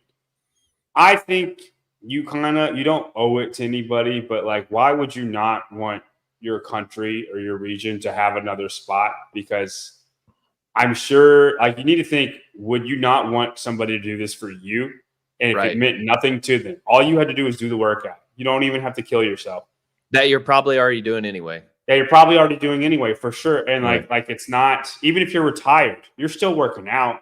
Look at Scott. Well, they're all still competing. They're just going to team. I know, but he said retired, right? So even if you were retired, I think you're still working out. Why would you not to help a fellow compatriot out? You know what I'm saying? Well, yeah, no, it's really what Tia could have done for Australia last year had she stayed home. Yeah, but Tia hates Australia. It's a known fact, Spin. No question. If she had just signed up and paid the registration fee for the quarterfinals, she would have been in it. Yep. I don't know what that would have looked like after quarterfinals, but she would have added one more of Oceania into the top 100. It could have made a difference. And I think you're right, Tyler. I think that Australia has this country pride or the region pride of, because you're including New Zealand, that they felt like they've been underrepresented. I mean, I think we can all say the guys are definitely underrepresented, but they don't have the same opportunity as the women do. Yeah. And I think, I know Emily DeRoy shared the story, so she's aware of it. Yeah. If they're all talking and say, look, we can get an extra spot, and basically that would pretty much solidify Oceania from getting 4 spots going forward every single year because of the points. You get more points from the games. Yeah. Right. All you got to do is go to the games and you're pretty much in the top 100 for 2 years. So until your people can't make the games anymore, like you're assuring 4 spots. Right. And there'll be, that some will drop out, some will come in, and then you'll have a mix of at least 5 to keep that going. Yeah. And so I think the women should band together. It doesn't, again, you don't have to do it and go all out. You just have to be on the leaderboard and do well and not just put a 0 on to guarantee it. And I think they would then make it. So it's an interesting concept. I think it would be a pretty cool story if we find out in a few months that Oceania does get a spot, and it's because those 3 women end up signing up for it. And the men are separate, right? The men are separate. The men are separate. Yeah. It's top 100 of your sex, not your okay. Yeah, and so I think Bettin Brown would be one. If he came back, they'd have a shot. Yeah. But he's in Atlanta now, right? Or am I mixing people up? He'd still compete out of Oceania. Yeah. So yeah, we'll see. I mean, when you look at the world rankings today, again, they're not going to change that much. The only time it's going to change is if somebody doesn't compete. So you'll see Christine drop out. You'll see all those that have tested positive drop out. Yeah. And then, but you're not going to gain points unless you did not compete one of the last 2 years in open or quarterfinals. Right. But you're just basically replacing what you did 2 years ago in those two things. So it doesn't really move. So we have a pretty good indication of what it's going to look like. And from what I can tell, only the Oceania women have that opportunity to add a spot. There may be some shuffling between North America and Europe, but I don't really look at that as a big deal. Like if you go from 12 to 11, not a big deal. If you go from 3 to 4, that's more of a story. So. Yeah. And it keeps giving. I mean, that's the reason they should do it, is like if they make that happen this year, it just continues to happen forward. And so it's like 1 year and you just have to try a little. And it's no cost to you at all. $50, but yeah. Yeah. If you sign by the way, if you sign up for teams, do you have to pay another registration fee for Indy? Yeah. So it's $50, an additional $50. Yep. I'll send you the cash. I want you to do it. I'm sure there's plenty of people here watching from Oceania that would love to see a fourth athlete make it there. Yeah. So I'm sure a GoFundMe would not be there. Our show is actually very big in Oceania. Comparatively, our percentage. What's that movie? Almost Famous. We're really big in Belgium. Yeah. Yes. Did y'all know 80% of our viewers are from the Oceania region? Isn't that crazy? 80%. I didn't even know that. That's wild. That means like America hates us, but we are killing it in New Zealand and Australia. We're probably more Australia than New Zealand, given our inability to remember that Bailey's from New Zealand. But nobody cares about the whole. We've learned. All right, we're gonna wrap it up here. A new segment. This is how we're gonna get the American viewers. We're gonna gamble. Betting with the boys. It's a new segment here. Tyler, do you want to share what we're doing? Yeah. So we're just setting up prop bets. Essentially, we're basically picking one or the other, or one of the few picks. I spelled babbling wrong. Blabbling. Can you make that big? Can you make? No, I love that coin, by the way. I spent a long time making that coin. Is awesome. Yeah. Can you make a real coin? Can we like? No, we could probably get them commissioned. I'll figure that out. We just need one. The winner of challenge coin. Yeah. Oh, that'd be dope. And we could flip it and be like, if it's on the mountain, you got to do this. If it's on Tyler's face, you got to do this.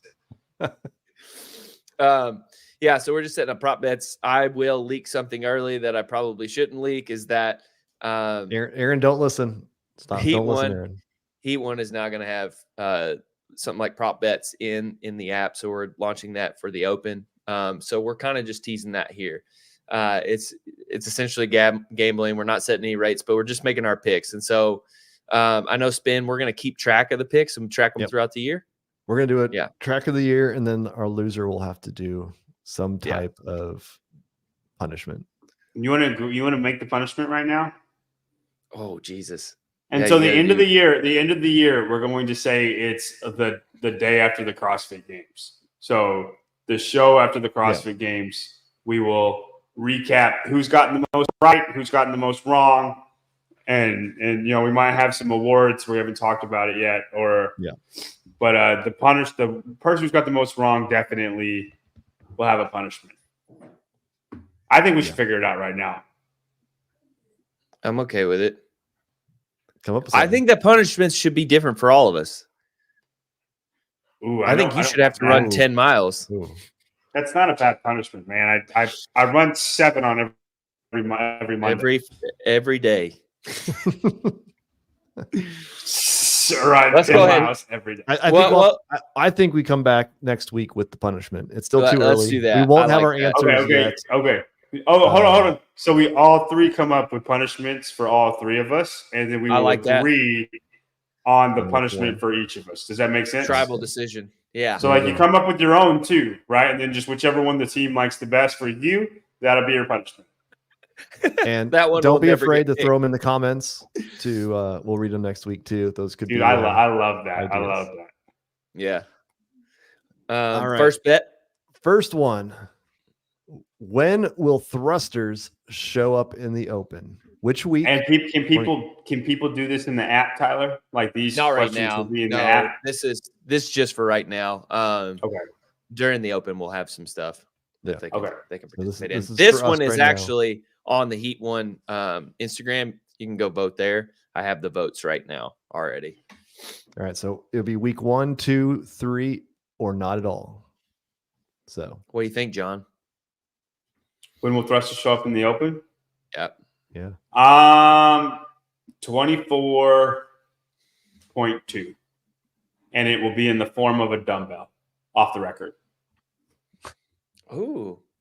Off the record, but on the record, huh? Yeah, thrusters will show up in 24.2. Off the record, it will be in the form of a dumbbell. Go ahead and spin. I'm going to look up the stats that I have on when the open shows up. It shows up every year. We've never had. It's probably the last workout. The last workout's probably when it comes out. Historically, was always the last one. Yeah. And then last year was weird because it was just the 1 rep max. I'm going to say it's the last workout.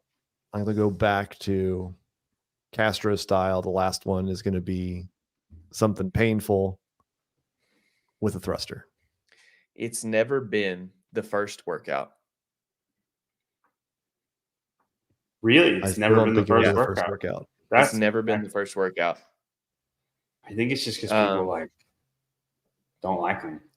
So what'd you say, Spin? Which week? I'm saying 24.3. 24.3. And John, you said 24.2. I'm also going to say 24.2. I am not going to say dumbbell, but I do think dumbbell is likely.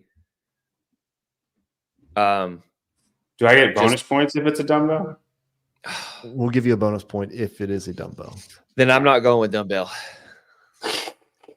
You lose that bonus point too. The only reason I would say it may not be is because of Bosman saying it's something you'll find in every CrossFit gym because there's no equipment list. I don't know. Maybe dumbbells are just guaranteed that you're going to have them available in every affiliate, but I feel like they would stay away. They continue to put it out as an equipment list. I would love a repeat of 20.2. I know Peter's question was like, what should the first open workout be? And maybe it should be the first one. But if y'all remember, 20.2 was the 20-minute AMRAP of 4 dumbbell thrusters, 6 toes to bar, and then 24 double unders. Yeah, that workout was so deceptive because you'd go like 10 or 11 minutes flying. You're doing great. And then right around the 12-minute mark, just explode. And it did that to everybody. Didn't Castro say in his week in review that it was going to be something completely different and set the tone for this year? Yeah. That makes me feel like it's 24. Yeah, go ahead. My thought is 24.1 will be Fight Gone Bad. Oh. I don't think we've ever done a workout like we've not done a Fight Gone Bad, no. Do you think that would especially be hard where to you can judge? No, because it's just reps. Like you're just counting reps. Yeah. But the problem is you can game the workout to where you can get more reps on certain things. Okay. That's the point. But like if you're fit enough, you're not gaming the workout. You have to get maximal reps on everything. But it's wall balls. The only question is like sumo deadlift high pulls. That would be something new. But again, you could do it. It wouldn't be a terrible standard. It could be a Fight Gone Bad style. You know what I mean? You have 4 movements in a row. Yeah. Like, all those things are very common. That'd be cool. 4 movements, 16-minute AMRAP, 4 rounds of each, no rest minute, and you just do most reps. You know what I mean? I haven't done Fight Gone Bad. I think that'd be really hard to game, especially if you don't have a rest minute. I'm gonna write a Fight Gone Bad, but like a 2.0, something different. Mm-hmm. There you go. That'd be fun. That was I used to do that all the time back when I first started. Yeah. I remember doing it like you a return lot. back to and see if you could do. I went to, so it's off the record for that dumbbell. If it's thrusters and it's not a dumbbell, I still want my point. It's just off the record. I think it'll be a dumbbell. Correct. Side bet. Okay. Halpin Boz had an IG story a couple days ago with a censored text that made it sound like a couplet and aligned with Dave's weekend review. V-ups and burpees. Yep. Bring those back. Good idea. 7 Bet minutes of number 2. V-ups. That'd be different. Oh, dude, everybody can do it. yeah. I guess they wouldn't listen to the level 1 of it all. The judging's so sketchy though for V-ups. Do you agree with this, John? Fight Gone Bad is irrelevant now. It's slinging a bar around like a jackass for 20 minutes. I think you can do that for any workout. You know, if range is irrelevant, you're just flopping around on a pull-up bar. Like, I think you could say that for any workout. Yeah, I don't think it's irrelevant. I still think it's good cardio. I think if I did that workout, I would be breathing heavy. I'd be sweating. Like, it'd be good cardio. Yep. Right. It's not meant to be heavy. Yeah, go faster. Is Jackie irrelevant? I don't think so. Just because I can do it unbroken doesn't make it mean it's irrelevant. You might just be, you've won the workout. You're fit enough that it's not hard. Then just which is not true. That's never going to be true. Yeah, but I'm saying I don't think use a 30-pound wall ball. Make the weight heavier. Like it's not. I don't think if you went out still the fighting first on round, bad.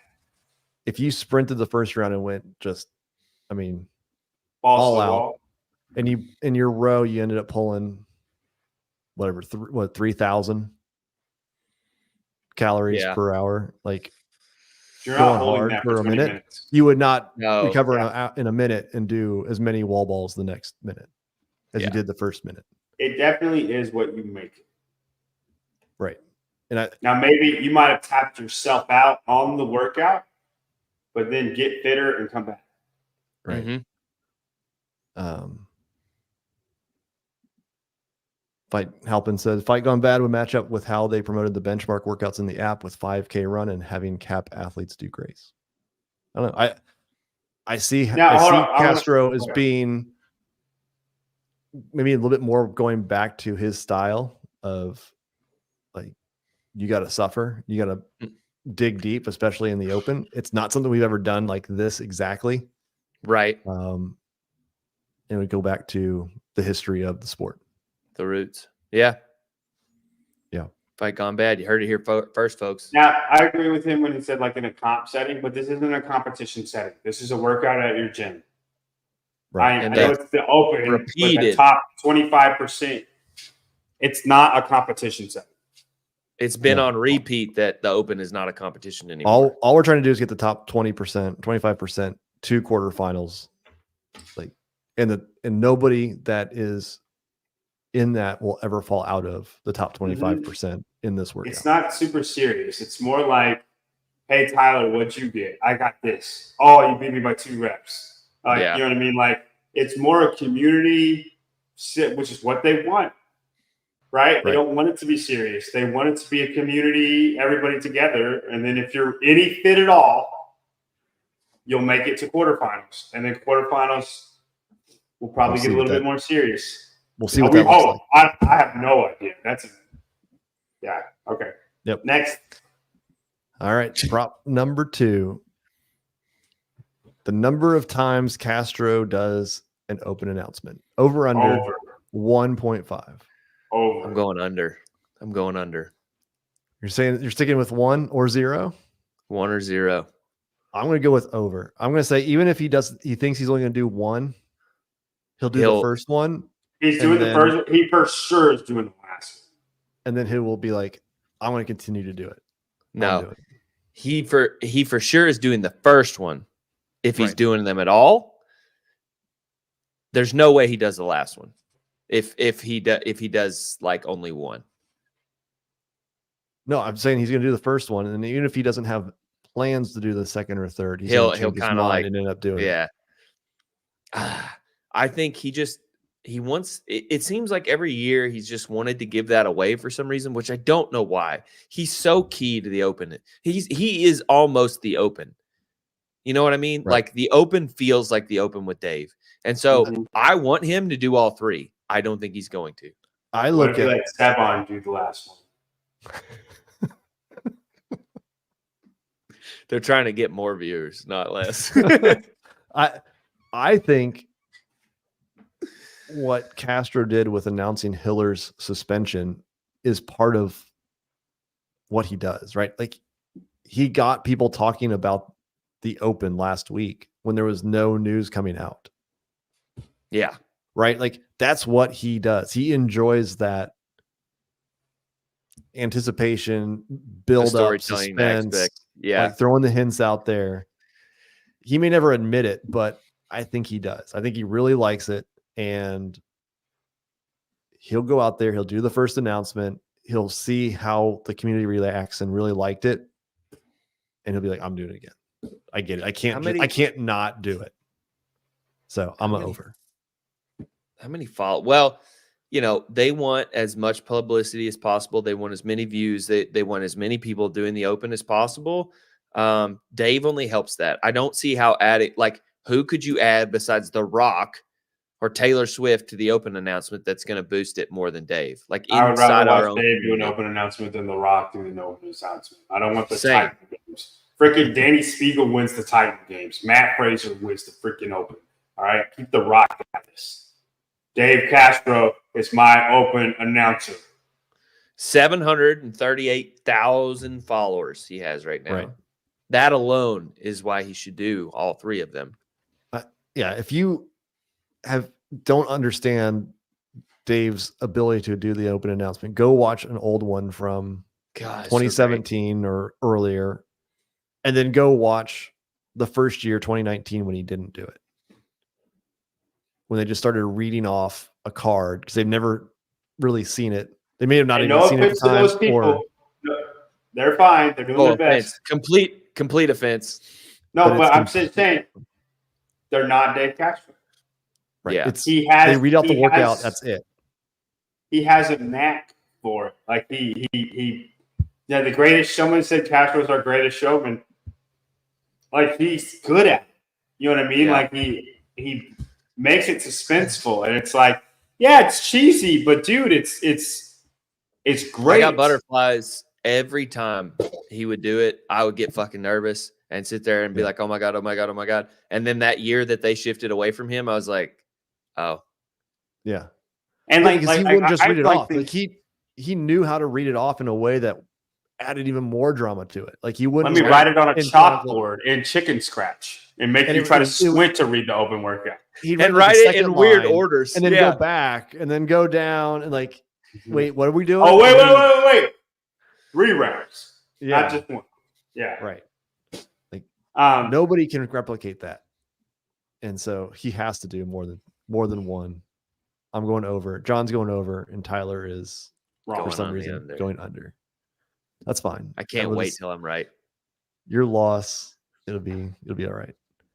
All right. Last one for this week. How many 2023 CrossFit Games athletes, so athletes who were competed in the 2023 CrossFit Games, will finish inside the top 10 of this year's Open, men and women combined? So technically 39 athletes because Jason Smith is out. Can we see the top 10 of 2023? Are you able to pull that up? Let me pull it up here for you. Of the Open? Thank you. Yes. So this is per division, right? This is not total. No, this is in total. Oh, men and women total. Men and women from last year's CrossFit Games that finished in the top 10 of the Open. So we will go back to... And we know which ones made the game, so we don't need to like... We'll go back to last year's Open. Yeah. Right? Yeah. So we're technically looking at 2022. Let's see.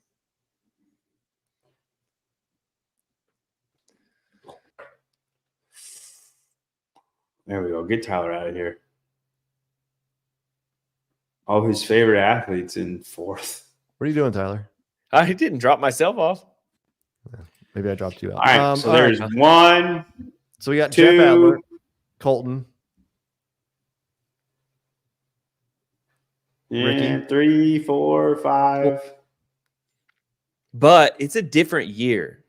So this is 22. We're thinking about 22 CrossFit Games into 2023. So Adler, Colton, Ricky, Dallin. That's 4. Oh, That's 4 on the men's side. okay. Can you go down to the next 5, please? Austin. Oh, we got McMaffrey. 1 coming. Austin Hatfield. He's coming. Yeah, but he wasn't in the 23 games. Wait, hold on. Their points are off, Brian. I don't think you have it sorted, right? No, this is it. This is the Oh, open it's lower points. Lower. I got it. I'm See sorry. open scoring. Okay. So 4 made it into 22 games and made it into the top 10 the following year. The women's a little bit different story. Is it like all 10 of them? So Mal O'Brien, Paige Powers, Emma Lawson, Ariel Lowen, Alex Gazan, Brooke Wells, Shit. Elena Karatala Sanahua, Amanda Barnhart, Ellie Turner, and then Zoe Warren. And then So do the next 9 5, out of please. 10. Do the next 5. Kelly Baker, Fuliano, Lisa, Domet. look at Miss Donut, Man. Gabby, and Manon. Gabby. Magawa. God, the women are right there, aren't they? So the women are all up there. So there were 4 men and 9 women, so 13. All right. I'm going to say over. I'm going under. I'm going under. Why? I'm going under because of the 25% rule. I don't think you're going to see as many redos. I don't think you're going to see people trying as hard. And so I think there will be other people who don't go to the games or something like that, and they will redo because it can beat big names, and the big names won't care. All right. Since I agree with Tyler, John, what's your reason?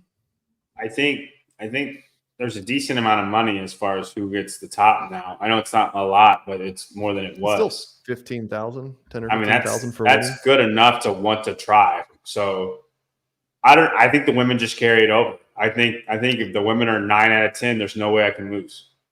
And I think the women, the gap with the women is so substantial as far as the top of the top to like really good, but not like 25th in the games down and top 10 in the games. Women are worlds apart. Worlds. Okay. And I just think those women will always be there. And then I need 3 guys. And Colton's one of those guys. So if it's a specialty one, I know Colton will be there. Here's the X factor. You got Ricky coming back. You got Tia coming back. You got Haley coming back. Oh, that's maybe not Mal. fair, man. All of those who are not part of the games who could easily break into the top 10 and push somebody out. So yeah, you're right. I just named 4 names. That puts it at 10. Yep, and they will fill the spots of Tyler Christoffel, Zoe Warren, and Elena Karatala Sanahua. I think they will. But you voted under. I voted under. Yeah. You went over. I'm saying over. I just think it's funny that you're making a case for the over, even though you're. No. He's not. Under. He's saying the under because these are people in the 2023 CrossFit Games. Ricky wasn't there. Tia wasn't there. He's saying there's a lot of these names that are going to be there that weren't there before. 10-4. And then I think on top of it, I agree with Tyler where the top 25% rule. I don't think you have to try. Dude, they weren't worried about the top 10% either. It's the same thing for them. I get it. But like also add in Brooke Wells. That's another one who was in that list there from 22. She could be in there again. So I think there's a lot of names that we could see come back and push those out who were at the games. Mm-hmm. I think 11.5 is going to be pretty close. I'm going with the under. So I like it. Tyler I like 11.5. John is over. 11.5 is a really good line. Good job. So there you go. You made the Watch line. it be. No, he made the. I made the line on this one. Ryan made the line. Okay. I made the line. Yeah. So there you have it. Betting with the boys. Betting with the boys. We'll keep track of it. We'll have 3 more next week. and we'll continue to go through this as the season progresses and see who is the best between the three of us. So, all right. Good show, guys. Heat 1, keep an eye out for that. You'll be coming up with some stuff for the Open here soon. John, any PRs you want to mention on JY Barbell? PR of the week? Yeah, any Or is it PRs? PR a week? A PR of the week. Yeah. All right, we're in PR season right now. We got a lot of stuff going on. I don't know. There's like 4 of them. I don't just want to say one. It's too many to mention. So I'll say none. I'll have a PR of the week. That's a great thing. Very good. I'll have a PR of the week next week. Awesome. Yeah. So if you want to get strong, I'll say one. Jessica Wicks cleaned 190 the other day, and am I lagging? You're losing him. you're lagging bad. All of a sudden. That's all right. Go to JY Barbell on I think I'm Instagram. lagging. Go All talk right. to John. He'll get you strong. Go ahead, Brian. Go to Heat 1 and Tyler with stuff coming on the Open. And then obviously the Barbell Spin for all of your news. Until next week. Bye.